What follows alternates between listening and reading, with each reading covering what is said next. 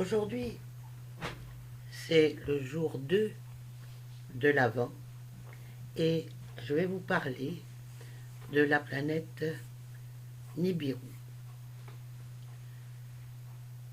Nibiru, c'est une planète oubliée.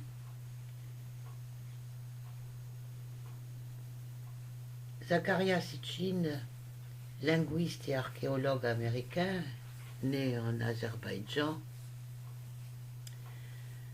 nous a présenté un livre qui s'appelle La 12e planète et selon son interprétation des tablettes d'argile trouvées en grand nombre sur les rives du Tigre à partir de 1840, il nous dit que ce déchiffrage des tablettes nous a fait prendre conscience que les récits bibliques de la création existaient des millénaires avant la rédaction de l'Ancien Testament. Sitchin affirme que les batailles célestes entre divinités racontent des événements cosmiques qui se sont réellement passés. Les Sumériens connaissaient déjà l'existence des planètes comme Uranus, Neptune, Pluton, et mentionnaient aussi une planète, Nibiru, renommée Marduk par les Babyloniens. De la taille de Neptune, selon Sitchin, elle aurait eu une orbite très elliptique, avec une période de 3600 ans. Nibiru serait responsable de la formation de la Terre et de la Lune. Tiamat, une planète tellurique grosse comme 2 fois la Terre, située entre Mars et Jupiter, se serait brisée en deux lors d'un passage de Nibiru.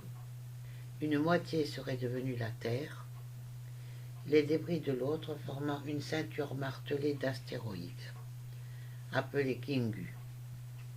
L'une de Tiamat aurait été capturée par la Terre pour devenir notre Lune.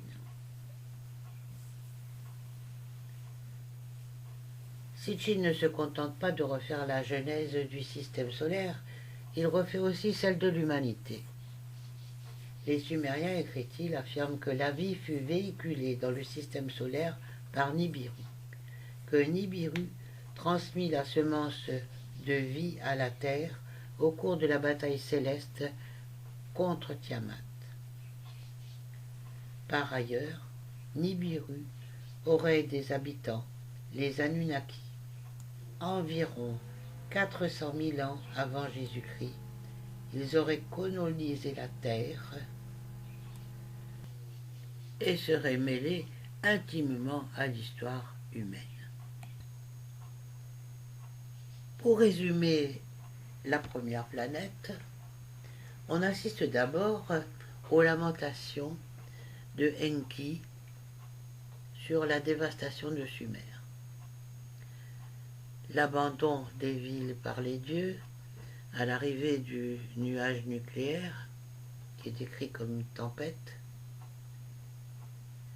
et puis le débat du Conseil des dieux et la décision fatidique d'utiliser les armes de terreur.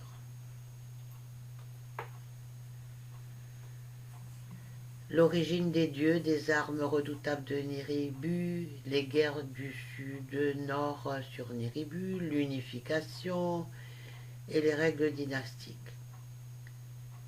On voit aussi la place de Niribu dans le système solaire et on voit qu'elle est dans une atmosphère mourante qui provoque des changements climatiques. Et malgré les efforts déployés pour obtenir de l'or qui permettrait de protéger l'atmosphère, elle a eu un usurpateur, un roi usurpateur, se sert de l'arme nucléaire pour stimuler les gaz volcaniques. Et Anu, l'héritier de la dynastie, dépose Alahu et celui-ci s'empare d'un vaisseau spatial et s'échappe de Nibiru.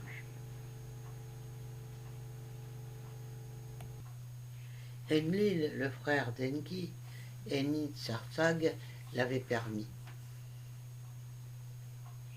Je fus le seul à tenter de l'arrêter. Nuit et jour, je les implorais en vain d'accepter la volonté des dieux. Le guerrier Ninurta, fils d'Enlil, et mon propre fils Nargal ont déchaîné les armes empoisonnées dans la grande plaine. Nous ne doutons pas que l'explosion serait suivie d'un vent mauvais. Qui aurait pu prévoir que la tempête funeste se dirigerait vers l'est? Les dieux étaient horrifiés. Dans leur cité sacrée, ils n'ont pas voulu croire que ce vent mauvais se dirigeait vers Sumer. L'un après l'autre, ils ont déserté leur ville, abandonnant leur temple au vent. Lorsque le nuage empoisonné s'est approché d'Eridu, ma ville, je n'ai pas réussi à l'arrêter. Fuyez dans la steppe ouverte, j'ai prévenu le peuple, puis ai abandonné la ville, et en compagnie de Ninki, mon épouse. Nous sommes partis. Dans sa ville de Ningpur, où se trouve le lien ciel-terre, Enlil était impuissant. Le vent mauvais se ruait vers Nippur. Enlil et son épouse s'enfuirent en hâte à bord de leur barque céleste. À Ur, ville des rois sumères, Nana rappelait son père à l'aide. Dans le temple qui, en 7 marches, mène aux cieux, il refusait de se soumettre à la main du sort. Mon père, toi qui m'as engendré, grand Dieu qui a accordé le trône à Ur, repousse le mal. Grand Dieu qui commande au destin, permet à Ur et à son peuple d'être épargnés. Tous t'en seront reconnaissants, implora Nanar. Noble fils, le trône fut accordé à ta merveilleuse ville, mais il ne fut pas promis que ce règne durerait pour l'éternité. Prends ton épouse Ningal et fuis la ville. Si je décrète le sort, je ne puis infléchir le cours de la destinée. Ainsi répondit mon frère Enlil. Hélas, ce n'était pas la destinée. Une calamité sans égale. Depuis le déluge, j'avais frappé dieux et terriens. Non, ce n'était pas la destinée. Le grand déluge devait avoir lieu. Mais la grande calamité, par cette tempête semant la mort, par un vœu brisé, par une décision du Conseil qui fut causée par les armes de terreur, elle fut aux mains de Marduk. Il doit pas tomber, dit-il. Mais nous n'avons qu'à nous servir des anciennes armes de la terreur pour les détruire, répondit Nergal, seigneur du domaine du dessous. Incrédule, je regardais mon fils. Il proposait d'utiliser les armes de la terreur contre son propre frère. Pour tout consentement, il n'y eut que le silence. Enlil prit enfin la parole. Il doit y avoir châtiment. Marduk et Nabu nous privent de notre héritage. Privons-les de leurs ailes. Privons-les du spatioport. Que le spatioport soit détruit en cendres et tombe dans l'oubli. Laissez-moi me charger de l'incendier, cria Ninurta. Excité, Nargal se leva et cria « Laissez-moi détruire les villes des malfaiteurs, les villes du péché, que l'on m'appelle l'anéantisseur. Les terriens que nous avons créés ne doivent pas être blessés. Les justes ne doivent pas périr avec les pécheurs, dis-je avec force. » Ninarsag, qui m'avait accompagné dans leur création, était d'accord. Cela ne regarde que les dieux, le peuple ne doit pas en souffrir. Anu, depuis sa demeure céleste, prêtait une grande attention aux discussions. Lui, qui détermine le sort, fit entendre sa voix. Accordons pour cette fois l'usage des armes de terreur, que le spatioport soit détruit, que le peuple soit épargné. Enlil annonça la décision qui avait été prise. Que Nimurta soit l'incendiaire et Nargal l'anéantisseur. Je vais leur révéler un secret des dieux, la cachette des armes de la terreur. Enlil convoqua son fils et le mien dans sa chambre personnelle. Passant devant moi, Nargal évita mon regard. Hélas, je criai silencieusement, un frère retourné contre son frère. Les temps premiers sont-ils condamnés à se répéter? Enlil leur révéla là le secret des temps anciens qui leur donnerait accès aux armes. Chargées de terreur, elles se déclenchèrent avec un éclair. Tout ce qu'elles touchent devenait poussière. Elles devaient permettre à régler une querelle entre frères sans détruire aucune région. La promesse a été brisée comme un pot de pièces inutiles. Les deux fils, pleins d'allégresse, émergèrent de la chambre d'Enlil d'un pas vif et partirent en quête des armes. Les autres dieux retournèrent vers leur ville sans qu'aucun ne se doute de la catastrophe qui allait les toucher personnellement.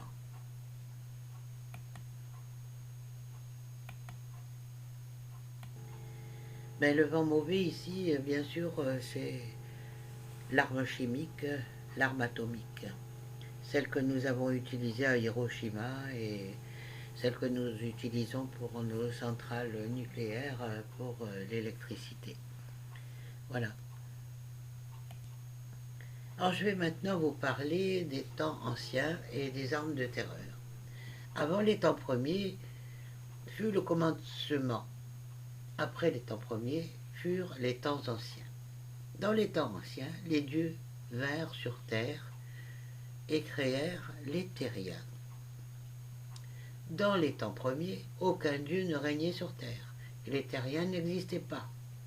Dans les temps premiers, les dieux demeuraient sur Nibiru, leur propre planète.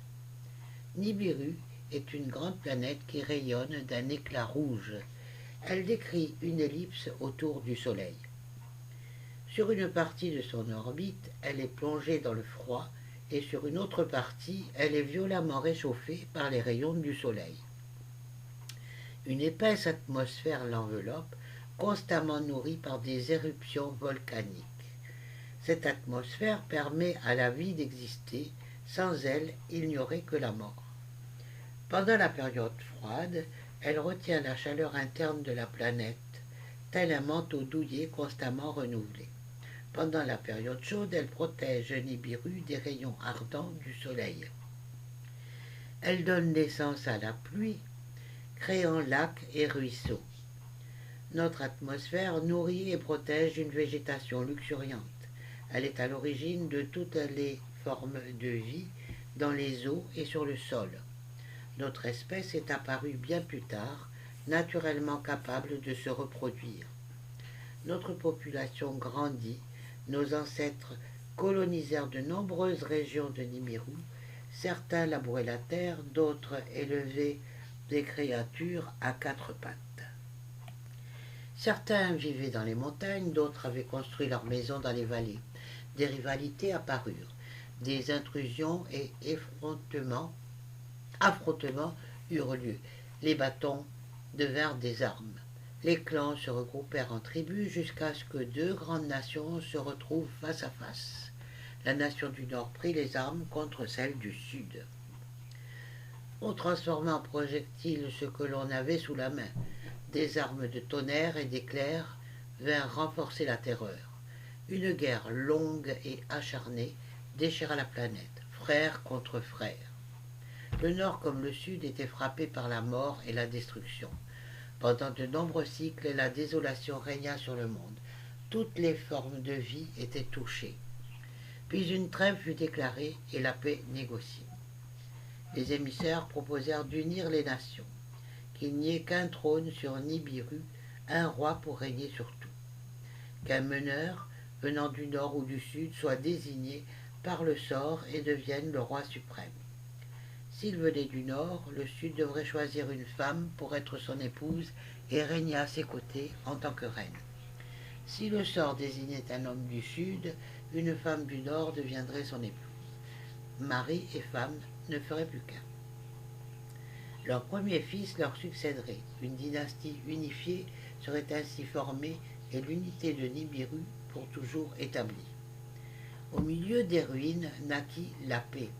Le nord et le sud furent unis par les liens du mariage. Une lignée royale vit le jour. Le premier roi, depuis la paix, fut couronné. C'était un guerrier du nord, un commandant puissant. Il avait été désigné par le sort. C'était un chef droit et juste. Tous acceptaient ses décisions. Pour abriter sa demeure, il construisit une ville splendide appelée Agade, ce qui veut dire unité. Il reçut un titre royal, An, le divin. D'une main ferme, il rétablit l'ordre et décréta lois et règles. Il nomma pour chaque région un gouverneur. Pour chaque région, dont la tâche principale était de reconstruire et d'unifier les terres. Les annales royales parlent de lui en ces mots. An unifia les terres. Il restaura la paix sur Nibiru. Il construisit une nouvelle ville, répara les canaux, nourrit le peuple, les terres retrouvèrent l'abondance. Pour épouse, le Sud lui choisit une jeune fille connue pour ses talents dans les jeux de l'amour comme à la guerre. Son titre royal était Anne, tu. Ce nom habilement choisi signifiait le chef qui a épousé Anne. Elle donna à Anne 3 fils et aucune fille. Le premier fils reçut d'elle le nom d'Anki, solide fondation d'Anne. Anki monta seul sur le trône. Le choix d'une épouse fut repoussé par 2 fois. Au cours de son règne, des concubins furent amenés au palais, mais aucun fils ne naquit. La dynastie ainsi commencée fut perturbée par la mort d'Enki.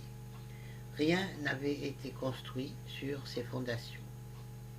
Le second fils fut donc déclaré héritier légitime, bien qu'il ne fût pas l'aîné.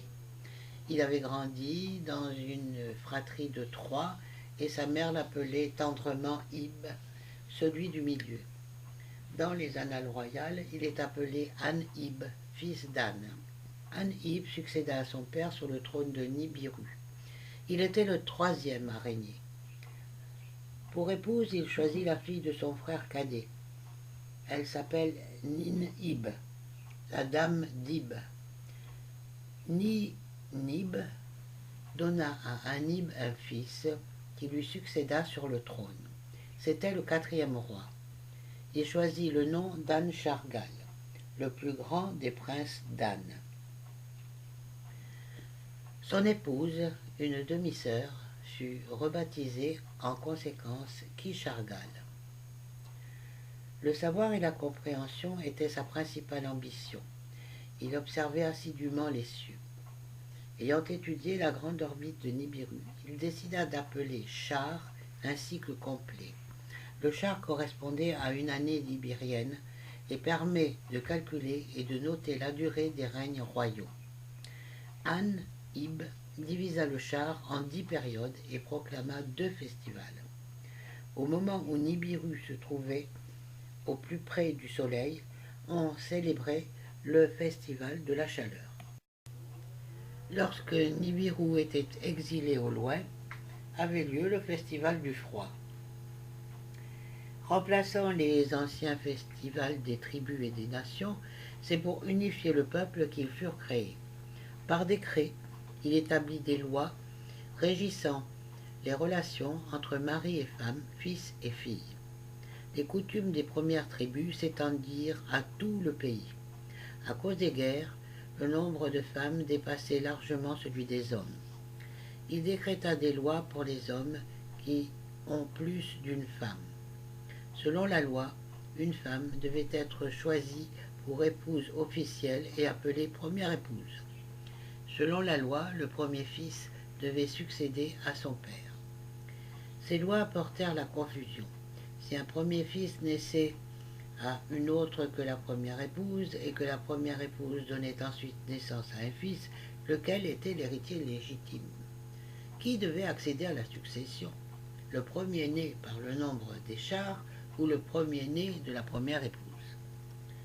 Le premier-né, l'héritier légitime, qui devait hériter et qui devait réussir? Lors du règne d'Anshargal, Kishargal fut nommée première épouse. Elle était la demi-sœur du roi. Des concubines furent à nouveau introduites au palais. Les concubines donnèrent au roi fils et filles. C'est l'une d'entre elles qui donna naissance au premier fils. Le premier-né était le fils d'une concubine. Puis Kishargal eut un fils. Il était l'héritier légitime selon la loi, mais il n'était pas le premier-né. Dans le palais s'éleva les voix courroucées de Kishargal. Mais si la loi écarte de la succession mon fils, né d'une première épouse, ne négligeons pas son double héritage. Le roi et moi n'avons pas la même mère, mais nous avons le même père. Je suis la demi-sœur du roi, il est mon demi-frère. Ainsi, mon fils possède par 2 fois l'héritage de notre père Anib. Que désormais prévale la loi de la semence, que désormais le fils d'une sœur, demi-sœur, quel que soit son rang de naissance, accède à la succession, avant tous les autres fils.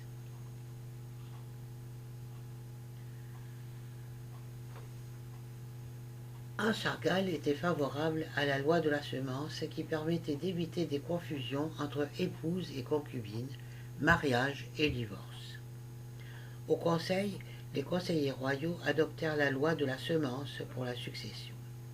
Sur l'ordre du roi, les scribes prirent note du décret. Le roi suivant fut donc choisi en accord avec la loi de la semence. Il reçut le nom royal d'Anshar. Il fut le 5e à monter sur le trône.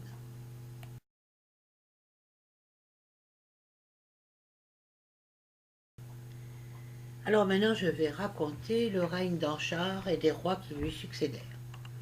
Le changement de loi contraria les autres princes, il y eut des maux, mais pas de rébellion. Pour première épouse, Anshar choisit l'une de ses demi-sœurs. Elle s'appelait Kishar. Ainsi, la dynastie se prolongea suivant cette loi. Au cours du règne d'Anshar, les récoltes se mirent à diminuer, fruits et céréales n'étaient plus abondants.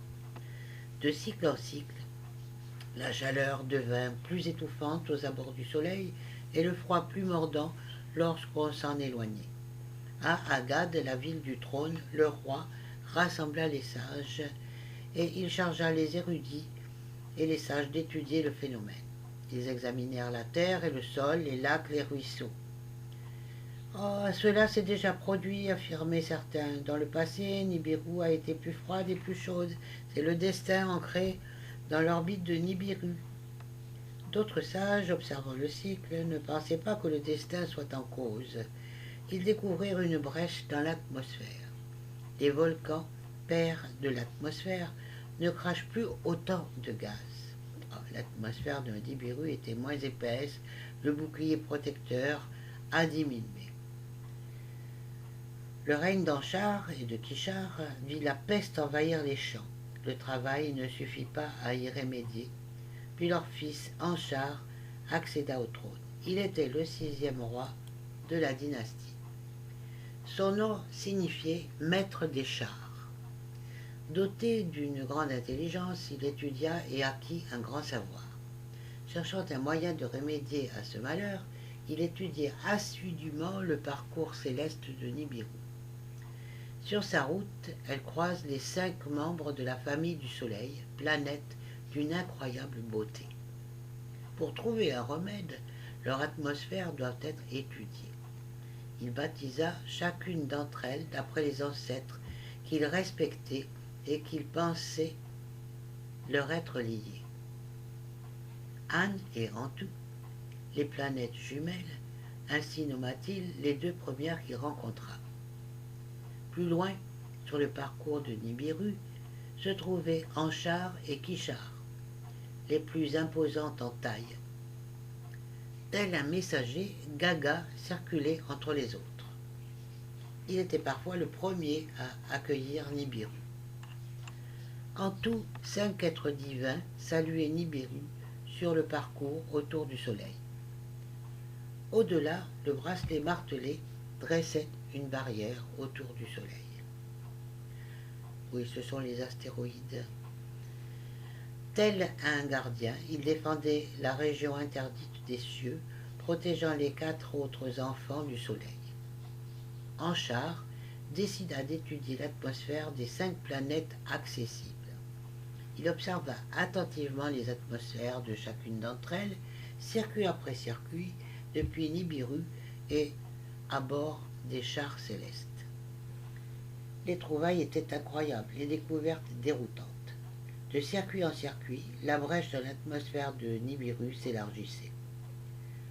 Au conseil, les savants recherchaient activement le meilleur moyen de panser cette blessure. Ils tentèrent de créer un bouclier qui envelopperait la planète, mais tout ce qui avait été projeté dans le ciel retomba. Ils étudièrent les émissions des volcans. C'est par eux que l'atmosphère a été créée. La brèche ne peut pas venir que d'une diminution de leur rejet. Quelle nouvelle invention les incite à cracher? Que les volcans entrent à nouveau en éruption, disait un groupe de savants.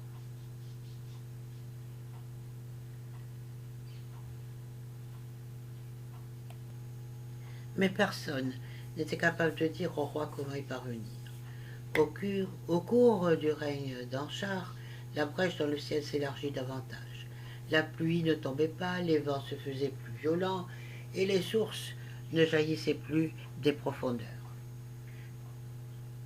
Une malédiction frappa la campagne, et la poitrine des mères était tarie. La détresse s'installa au palais, et le sort s'acharna contre lui. Pour première épouse, Anchar avait pris l'une de ses demi-sœurs, obéissant à la loi de la semence. Elle s'appelait Ninchar, la dame des chars. Elle ne porta pas de fils. L'une des concubines d'Anchar eut un fils. Il était le premier-né. Par Ninchar, première épouse et demi-sœur, aucun fils ne vit le jour.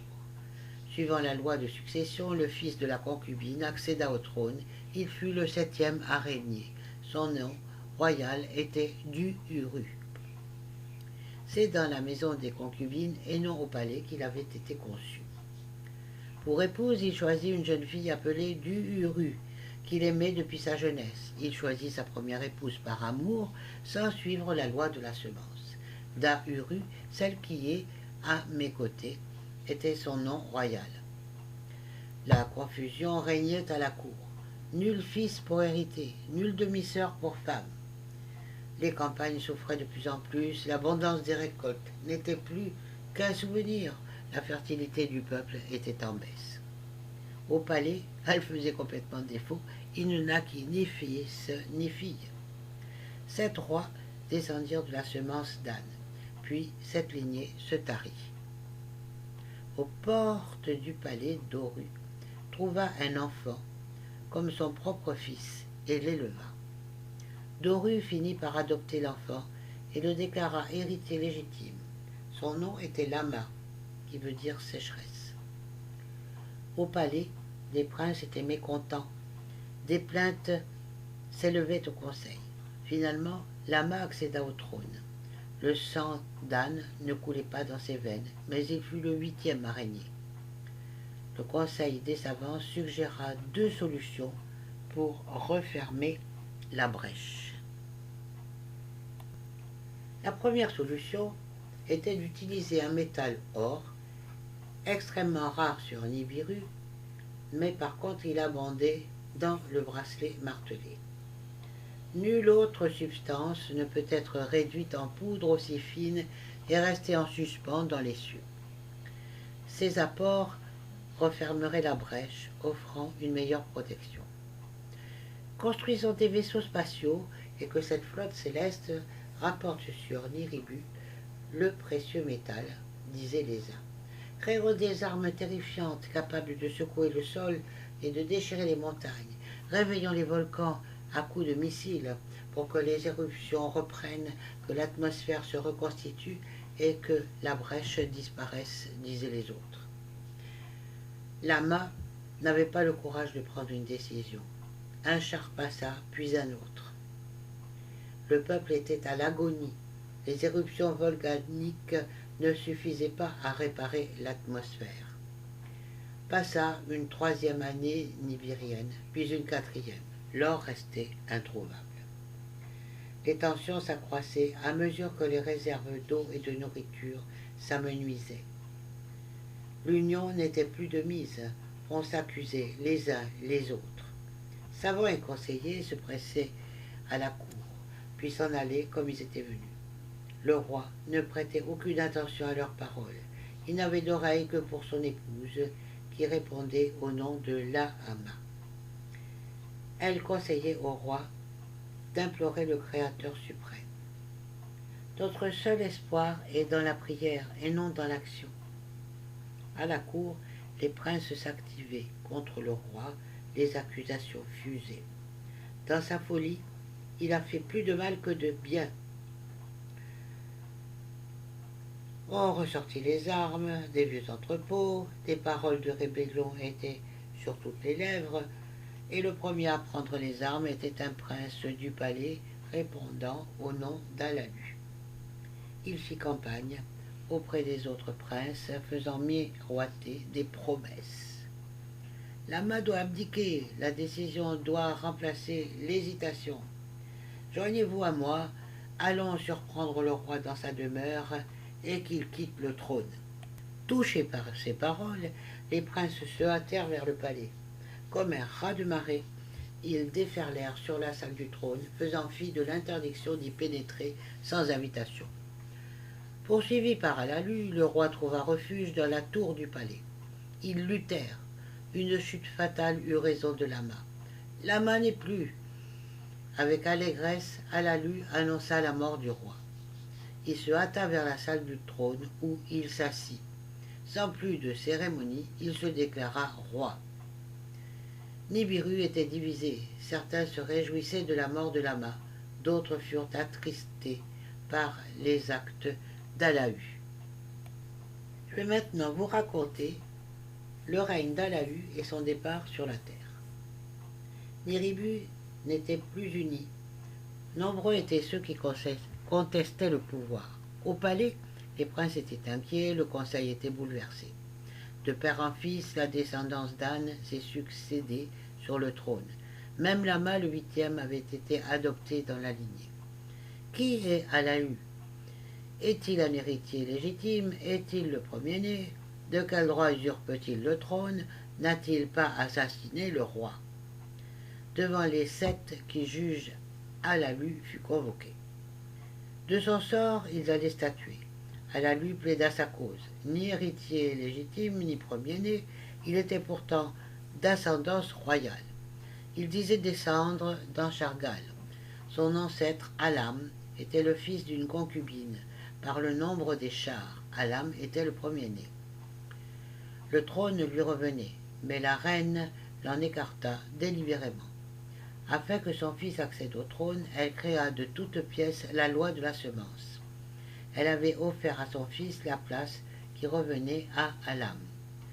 Je descends d'Alam, et par lui d'Anshargal.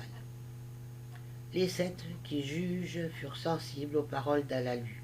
Ils remirent le jugement entre les mains du conseil, qui devait le confirmer ou l'invalider. On fit venir les annales royales de la maison des archives. On les lut avec soin. Anne et Antu étaient le premier couple royal. Ils eurent 3 fils et aucune fille, en qui le premier-né mourut en cours de règne, sans descendant. Anib, le second fils, le remplaça sur le trône. Anshargal, son premier-né, lui succéda. Après lui, la succession fut déterminée par la loi de la semence au détriment du premier-né. Le premier-né était le fils d'une concubine. La loi de la semence l'écarta du trône. Le royaume revint alors au fils de Kishargal, la demi-sœur du roi. Du fils de la concubine, le premier-né, les annales n'avaient gardé aucune trace. C'est de lui que je descends, plaida Alalu devant les conseillers.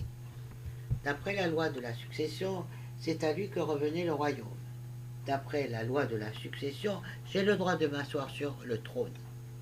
Hésitant, les conseillers demandèrent à Alalu de jurer qu'il disait bien la vérité. Alalu jura sur sa propre vie et le conseil le reconnut en tant que roi. Ils convoquèrent les aînés et les princes et prononcèrent leur décision devant eux. Mais un jeune prince sortit des rangs et demanda à s'exprimer. Il demanda à l'Assemblée de reconsidérer cette décision. Il n'était ni le premier-né, ni le fils d'une reine, et pourtant, il disait descendre d'Anne en ligne directe.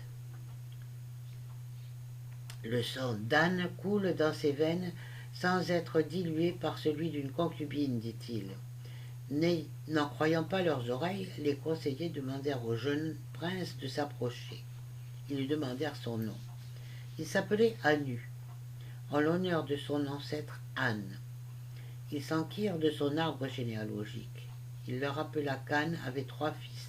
Anki, le premier, mourut, sans fils et sans fille. Anib, le second, accéda au trône à la place d'Anki. Anib prit pour épouse la fille de son frère cadet. C'est l'histoire de leur succession qui est écrite dans les annales. Mais qui était ce plus jeune frère, fils d'Anne et d'Artu, au sang pur? Les conseillers se dévisagèrent incrédules. Il s'appelait Énuru, et je descends de lui, lui annonça Anu. Son épouse, Nuru, était sa demi-sœur. Leur fils, Enema, était le premier-né. Sa femme était sa demi-sœur, et le fils qu'elle lui donna était leur héritier par la loi d'ascendance et par la loi de la succession. Les générations se succédèrent, donnant naissance à une lignée pure par la loi comme par le sang. Mes parents me nommèrent Anu en l'honneur de notre ancêtre Anne.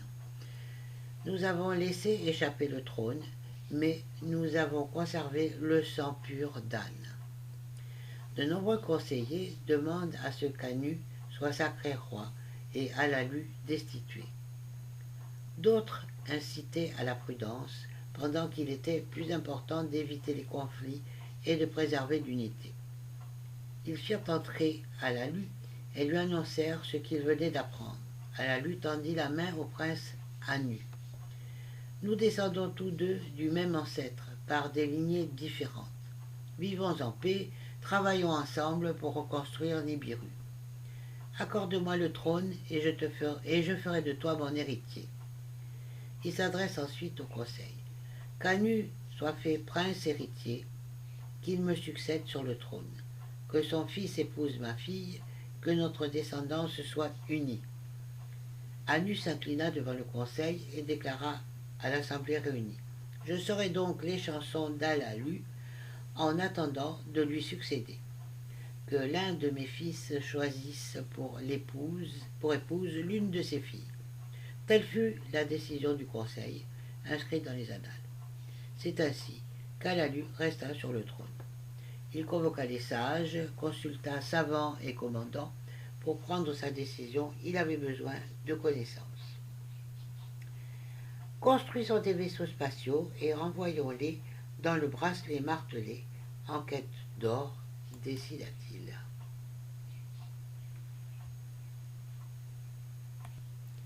Les vaisseaux ne parvinrent pas au bracelet martelé. Aucun d'eux ne revint. Que les armes de la terreur déchirent les entrailles de Nibiru, que les volcans entrent à nouveau en éruption, demanda-t-il ensuite. Donc ils utilisèrent les armes de la terreur qui furent chargées à bord de chars portés par les vents, et des missiles de terreur furent lancés des cieux au cœur des volcans. Une explosion éblouissante retentit dans un bruit de tonnerre, les montagnes oscillèrent, les vallées tremblèrent. Le peuple se réjouit en espérant le retour de l'abondance. Au palais, Anu étaient les chansons d'Alalu. Ils se prosternaient devant lui et lui portaient à boire. Alalu était le roi et traitait Anu comme un serviteur. Dans les campagnes, la joie s'estompa. La pluie ne tombait pas. Les vents se firent plus violents. Les volcans n'entraient pas en éruption et la faille dans l'atmosphère ne se refermait pas. Dans les cieux, Nibiru poursuivait sa trajectoire. De cycle en cycle, la chaleur et le froid se faisaient de plus en plus insupportables. Le peuple de Nibiru cessa de vénérer le roi. En fait de soulagement, il n'a apporté que souffrance, disait-il. Alalu ne quitta pas le trône pourtant. Devant lui se tenait Anu, fort et sage, le premier des princes. Il se prosternait devant lui et lui portait à boire. et pendant 9 chars, Alalu régna sur Nibiru. Au cours du 9e char, Anu l'affronta. Il défia Alalu en combat singulier, nu au corps à corps. Que le gagnant soit roi. Ils s'affrontèrent sur la place publique. Les montants des portes et des murs tremblaient. Alalu mit un genou à terre et s'écroula au sol. Il perdit le combat et la foule proclama Anu roi. Anu fut escorté au palais. Alalu ne revint pas. Il échappa à la foule, craignant de mourir comme Lama. Et à l'insu de tous, il se hâta vers le spatioport. Il monta dans un char lance-missile et referma le panneau mobile derrière lui. Il pénétra dans la salle des commandes et s'installa dans le siège du commandant. Il alluma l'instrument qui montre le chemin, emplissant la chambre d'une lueur bleue. Il agita les pierres de feu qui émettaient un bourdonnement captivant. Puis il activa la grande étincelle du char qui émettait un éclat rougeoyant. À l'insu de tous, Alalu s'enfuit de Nibiru à bord du vaisseau spatial. Alalu se dirigea vers la Terre, la planète couleur de neige. C'était un secret des commencements qui lui avait fait choisir cette destination. Voilà s'achève mon 2e épisode qui sera suivi par la 2e tablette avec le vol d'Alalu au bord d'un vaisseau spatial armé de têtes nucléaires et le choix de sa destination. À demain.